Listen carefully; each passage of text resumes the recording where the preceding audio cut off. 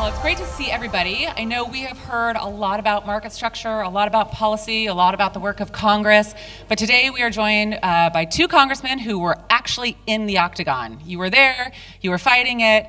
Congressman Steil from Wisconsin leads the Digital Asset Subcommittee on the Financial Services Committee, so has seen this for many years, and I want to get into that. And Congressman Dusty Johnson, who leads the Digital Asset Subcommittee on the Ag Committee, and has also long been working on this. I think there's always a perception that financial services has been in this longer. I think you all have been there just as long. And so we really want to get into some of these details, but we're thrilled to have you both today, so thank you for joining. Let's get started. So, you all, what was the secret sauce? You were able to get legislation across the finish line, not once, but twice, with massive bipartisanship. What was the secret sauce to getting it done in the House this year, for clarity in particular? I think one of the biggest things is building on the success of last Congress, but of really working across committee lines. And so this goes all the way back to G.T. Thompson, French Hill, now, or Patrick McHenry, now French Hill, Dusty, French Hill, and myself, of saying, let's break down the barriers that are naturally existing in Congress between ag and financial services, ag and Senate banking hopefully does the same, to say, and then let's break down the partisan, because this shouldn't be inherently partisan. This should be pro-America. And so I think what we did successfully is pulled people into the tent to have that conversation on the front end, and everybody has been a pretty spectacular partner in that journey. Other than 5 pieces of legislation a year, almost nothing else of importance really happens in Congress. And that means that members begin to get a sense of inevitability that the conversations that are happening won't actually mean anything. There's a lot of political posturing, and honestly, why would you negotiate against yourself? Why would you make that concession just for a game? Like, hold that back, because maybe when this does become must pass, you'll still have that ammunition. What was remarkable about the House, both committees, both parties, was that we just decided we were going to treat this like it had to happen. And so everybody in good faith started to barter away, they're not red lines, but they're pink lines, so that we could find the honest to goodness equilibrium necessary to roll up big votes, both in last Congress with Fit 21 and then in this Congress with Clarity. That, to me, I mean, Bryan's right. If you're only going to hit on one secret sauce, that's it. If you wanted a second secret sauce, it was our mentality that we would not let ourselves fail. I want to pull on both those threads, because I actually think that is exactly where we are in the Senate right now, right? Is trying to figure out, how do you have bipartisanship, but how do you also make this inevitable? And I guess if there were a couple of pitfalls, is there anything that you learned through that process that you really wish the Senate didn't have to learn the hard way? Any particular issues or pitfalls in how to talk to people, how to bring in the industry, when not to bring in the industry? Any thoughts on that? You go first. So many of our colleagues think they know how blockchain and the associated features should be regulated because they have a wallet or because they read the Bitcoin white paper, and it's actually kind of a disastrous situation. Because everybody, they're just all too clever by half. And so we would develop a concept that was good but not perfect, because honestly, these are evolving technologies. You're not going to have a perfect solution because we have no idea where we're really going. Y'all are going to develop some exquisite use cases that literally no one has dreamed up yet. So I don't know how we could craft perfect legislation. So it took hundreds of hours of sitting down with colleagues and just telling them, just shut up and don't try to be so smart. Right? Like, let's try to figure out how to eat 80% of the elephant. And then I swear to the Lord Almighty on a stack of Bibles that 3 years from now, when we figure out that we've got that 20% left and that something in the bill isn't perfect, I will work with you to make sure we close this out. But brother, if we don't pass anything, we are going to get further and further behind. I think having those conversations with members one-on-one was pretty important to getting them on board. I would also offer that we've been hard at work in this in the House for a long time. So the first hearing on this is virtual currencies 2017. 2019, we have a hearing on Libra, Facebook's plan for a stable coin of sorts. And so then we come into last Congress, we see FIT 21, we see a lot more work on stablecoin.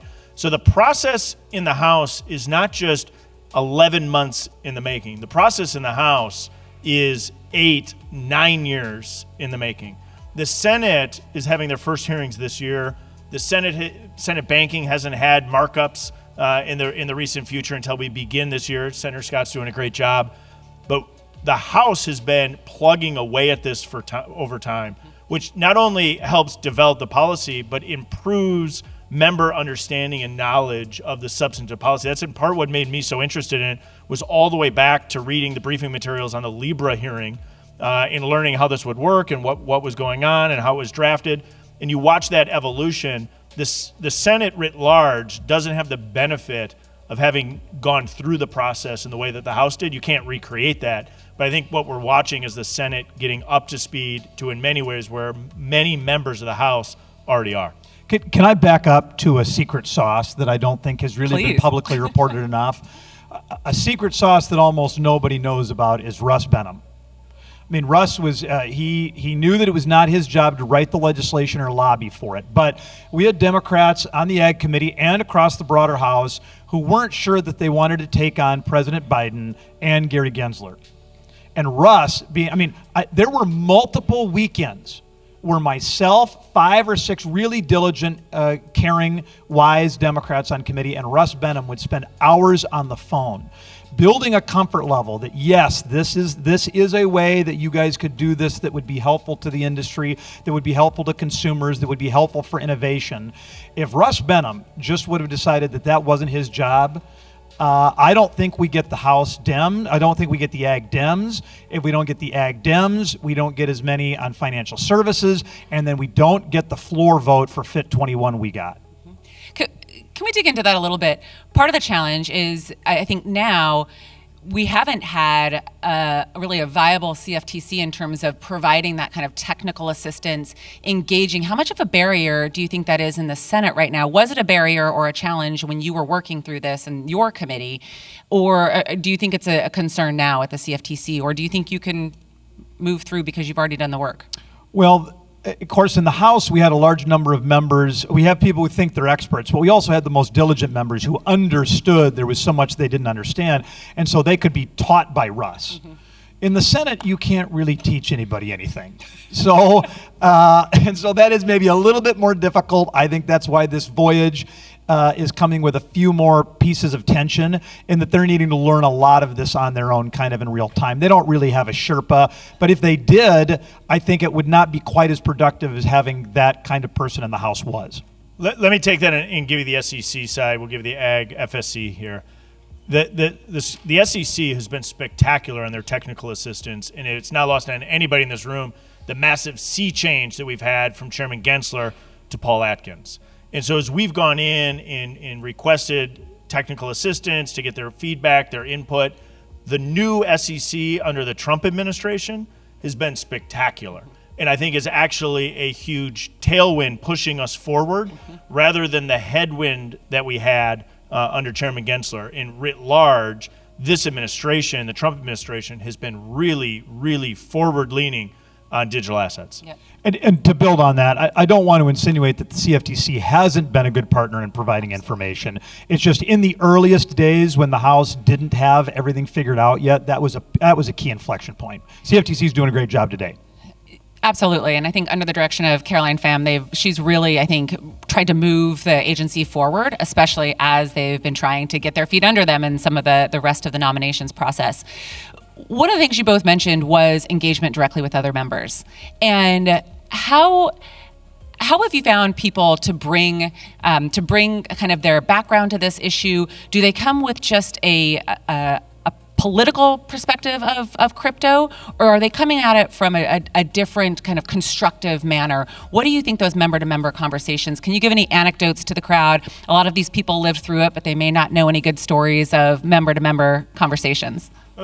I'll jump in. I'll give you one nugget, which is you have an obvious wide array of people's understanding of digital assets. That's known.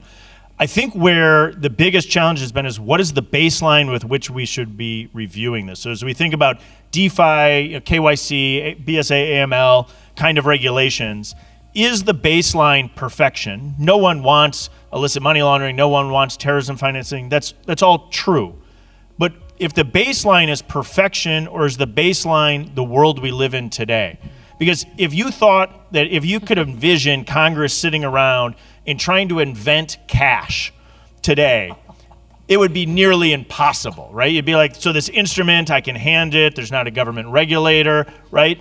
And so if the baseline is cash, which is actually the key way that all these illicit financing is moving right now, well then in many ways, blockchain technology is a massive step forward and a massive improvement. And you can leverage the technology to provide additional benefits to prevent the illegal actions none of us want. And so that's one aspect that I think is really important when you're talking with people is what is the baseline with which you're reviewing this?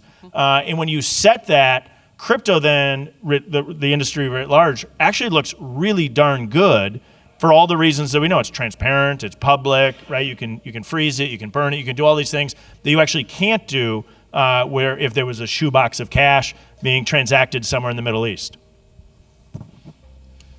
At least on the ag side, we have been gifted Democratic leaders of the subcommittee that were willing to sit down and talk for hours. You know, as we were trying to make sure, I mean, clarity is a big improvement on Fit 21, not the least of which because we did a much better job of trying to figure out what does this bifurcation look like between the CFTC and SEC. Too complex under Fit 21. But to go down to Don Davis's office and sit there literally for hours and walk through the specifics so that we understood it, so that we made sure we had buy-in. I mean, I just trust him and he trusts me. And then the Congress before having Yadira Caraveo, who, I mean, listen, none of these people in the House really want to take on their leadership. Right? That's not fun, that doesn't feel good. And it's not like South Dakota or Colorado, that's where Yadira is from, are these hotbeds of, you know, Wall Street or Silicon Valley kind of innovation. But people just, the member-to-member conversations were about a lot of good people who understood that our country was falling behind much of the rest of the G20 because we just didn't have answers. Y'all didn't have answers to some of the most basic questions about whether or not you were going to get an enforcement letter. And real people having real conversations is still the way this town functions. It feels like you all have a lot of knowledge now. You have knowledge about, again, where the landmines are. You have a lot of knowledge about how to do it, different creative ways to solve problems. As the Senate goes through this process, are those conversations happening, bicameral conversations to help give them that information, to have those one-on-one conversations? As you said, they're all trying to put their mark on it, 100 kings and queens. They all, it's a different body. They have a lot of autonomy. But they still have to get to a conclusion. They still have to get to a bipartisan solution with 60 votes. So you have to bring people along one at a time. How is that going? Do you have any visibility or any insight that you can share with the group here? French Hill and I joked that we're engaged in Henry Kissinger's shuttle diplomacy across the Capitol, and we are meeting on a regular basis. I would offer, and I say it publicly and I say it privately to our colleagues in the Senate, in many ways, clarity, as Dusty Johnson said, is the landing pad where you can garner 2/3 of the United States House of Representatives in a period of time of hyperpartisanship. We passed it over to the Senate. I feel like at the very beginning, the Senate, if it was a football field and clarity lands at the 50-yard line, in some areas the Senate grabbed their football and each side ran back to the 5-yard line. And we saw that time and again. And I think what we're watching with is over time a recognition that the ending is probably pretty darn close to the 50-yard line. I'm maybe biased, but I think clarity got it right on almost every issue. If it was me unilaterally writing the bill, I might have written it different. If it was Dusty unilaterally writing the bill, he might have written a little differently. That's fine. But at the end of the day, to garner 2/3 support in the House with 78 Democrats joining the Republican conference tells you you have a really good product. And so my conversation with the Senate is the de novo process to begin again. I understand why someone may want to do that, but I think you actually have a really, really good, productive product in Clarity. And bringing Clarity and making the imprint on Clarity as base text gives us the best opportunity to actually get this across the line in the Senate sooner rather than later. One of the things I've gotten a lot better at in my 20 years of being a father is understanding the value of the serenity prayer.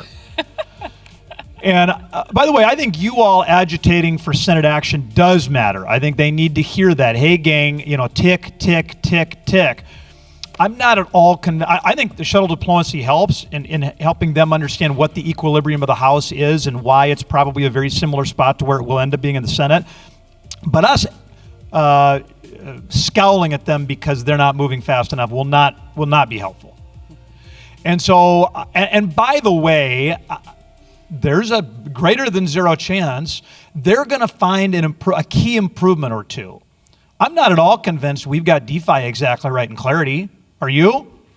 I'm not entirely convinced that we have exactly right when we're talking about how insider transactions can happen, how the step back or sell off can happen. I'm not entirely convinced of that. And so if they can find through this journey, I don't mind if they want it to be a Senate number, if they want their names on it, if they want to turn a bunch of wrenches, I'm not going to get all wrapped around the axle about it, provided they get their damn work done. And I think as long as you can continue to agitate for that to happen, we're not going to get too uptight about the fact that they may land in a slightly different spot than we do, particularly in an area where, like DeFi, where I don't think any of us should have a huge amount of confidence about where we're headed for the next few years. Yeah. Actually, I think one of the most untold stories of the last year and of crypto policy right now is the fact that the Genius Act was not just a Senate product that jammed the House. It was actually originated in the House, and a lot of work was done on the Genius Act. It was then called the Stable Act, but the Stable Act was taken and was really the base of the Genius Act, and then it came back with changes, and obviously the way the legislative process worked, it effectively came back, and the House worked through that. But do you think you'll see something similar with Clarity this time around, where you end up having a really, really solid base bill, they amend it and send it back with changes? How does that look at the end of the day of getting this across the finish line? Is it for those of you who know your parliamentary procedure, is it a conference report? Do you go to a committee and you try to iron these out? Do you pre-conference it, meaning it only has to do a couple more votes? How do you see that legislative process playing out? I think there'll need to be some pretty aggressive pre-conferencing, because maybe in the olden days when everybody just hung around and you could work weekends whenever you want, and people didn't. If they try to jam us with something that we've told them won't fly in the House, again, we are willing to accept some changes. We don't think we've got perfection.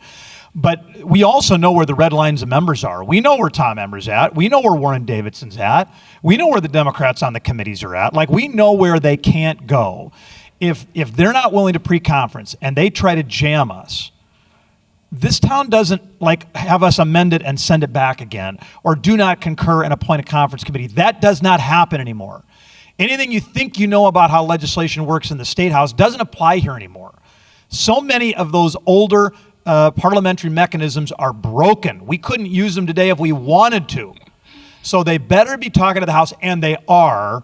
And I feel pretty good. I mean, I know it's driving us crazy, all the brackets, like in the ag product in the Senate. But the fact that they were open enough to understand that there needed to be some brackets and that there was going to be a lot of House influence inside those brackets is not altogether bad. Let me build on this, because I think we champion that we walked away with 2/3 of the House and 78 Democrats. But I don't think everybody remembers what the 3 days were leading up to that vote. If you recall, the House came to the floor. We had a rule bill. Theoretically, I guess, back in the old days before Dusty and I were here, that was a procedural vote that was pretty simple.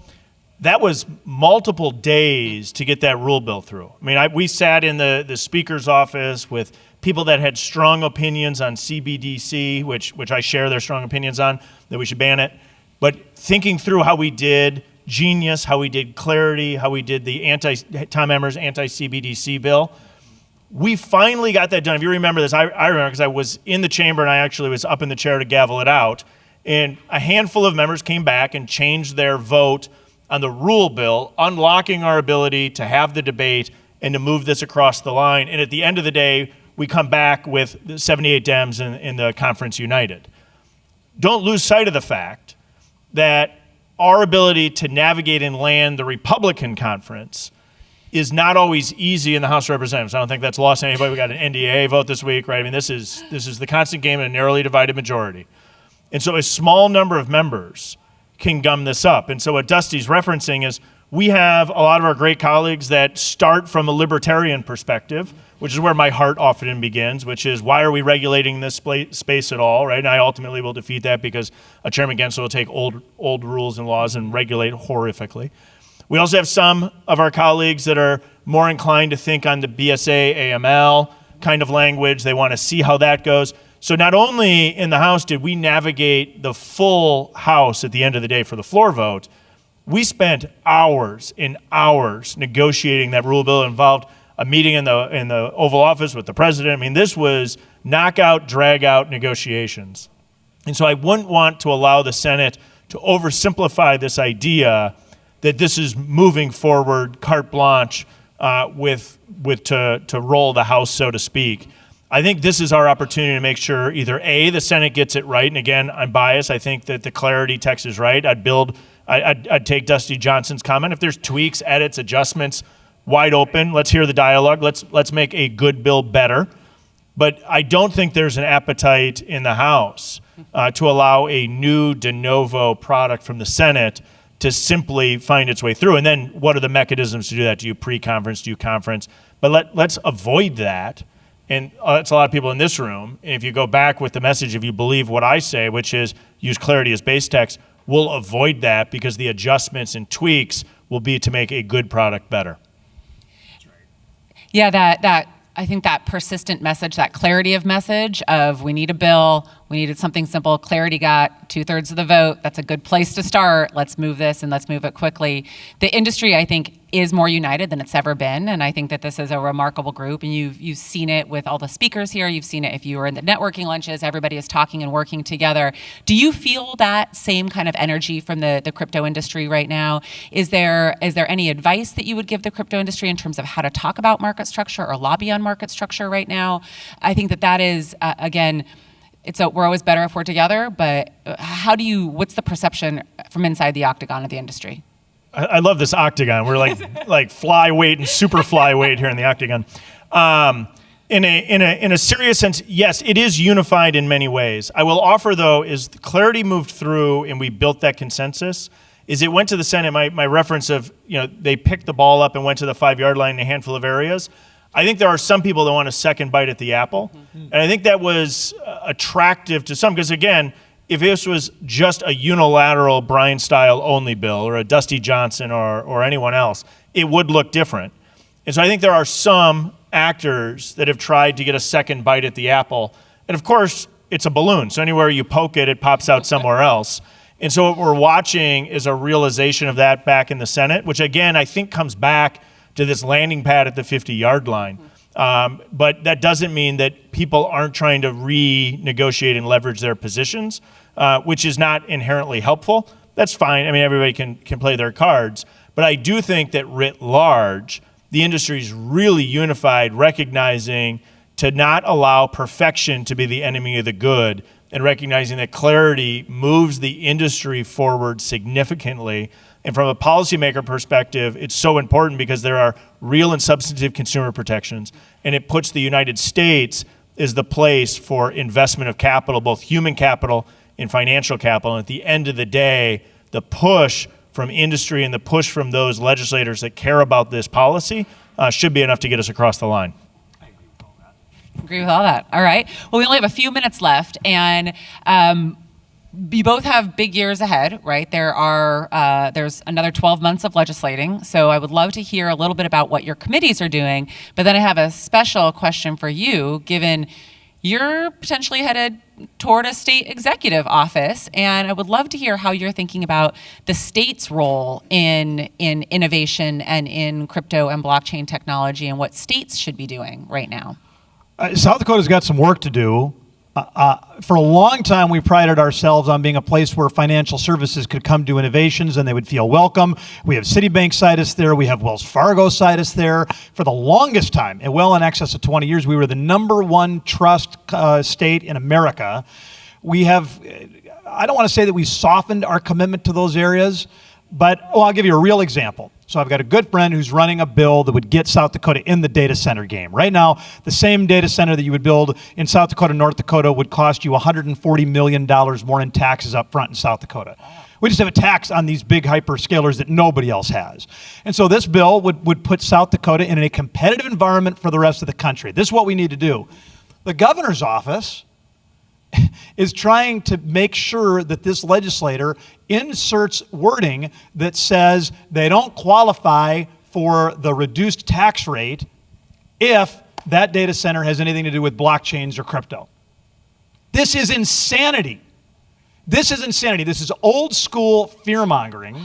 And listen, that's not why I'm running for governor, that the incumbent is wrong on blockchain. But when I said to that legislator, who of course was inclined to listen to the governor, because you want your bill to pass and you want the governor on board, I said, you have no idea of the extent to which blockchain will transform most every industry in the next 30 years. And if you want South Dakota to be left out of that because we don't have the bricks and mortar that are powering that kind of revolution, then you listen to the governor. Otherwise, let's go back to having an entrepreneurial and innovative approach. And I'm excited to be governor just because I feel like there is a lot of that to be had. Feels like we need you there. Everybody go to South Dakota. Make your voices heard. Go ahead, Bryan. I'm not running for governor, so I'll save you the sales pitch that Wisconsin's the greatest state in the union. Just look back at the Packers game on Sunday. No, in a serious sense, where do we go? I think we have two key things in front of us. One is oversight over the regulators. We had a great regulatory hearing last week. We had regulators saying, yes, we will get the regulations for Genius stablecoin legislation done and on time. We're going to need that same buy-in on the backside of Clarity passing and becoming law. We have seen time and again where financial laws have passed and the regulations have taken way too long to come out. So I think that bird dogging that is actually really important, in particular in a post-Chevron world where congressional deference should be significant. We should be having our voice heard during the regulation side. And then finally, I think we have a lot of opportunities to begin exploring further in DeFi and AI. Yeah. Rapid fire.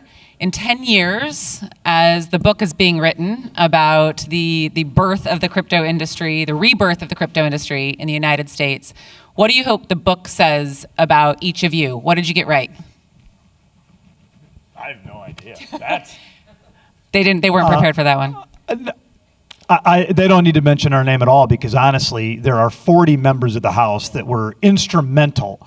If we would have had any 5 of them plucked at random out of that 40 and they disappeared, we would have failed. This was a team sport, and so I guess if they had to mention our name, I wish they would say Dusty Johnson and Bryan Steil. They were good captains of the team.